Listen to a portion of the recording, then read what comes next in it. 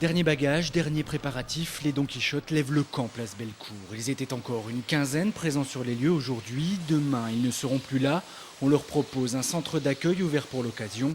À l'heure du départ, ambiance mitigée sur le camp. Le camp est levé aujourd'hui. Les dernières personnes du campement qui avaient des chiens vont être logées à Carteret, qui est un centre d'accueil dit Basseuil.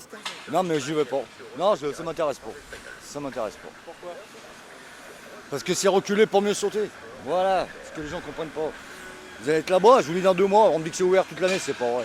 Pour accueillir les sans-abri qui le souhaitent, c'est Bungalow, le foyer du Carteret. Une structure qui fonctionne normalement uniquement pendant l'hiver, mais qui devrait être ouverte toute l'année et 24 heures sur 24.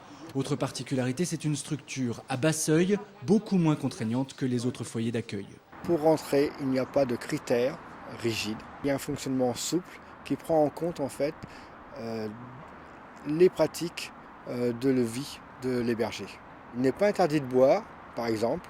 Il est tout simplement interdit d'abuser de l'alcool. Ce foyer est le seul de Lyon à suivre ces règles de vie pour pouvoir accueillir notamment les chiens des sans-abri.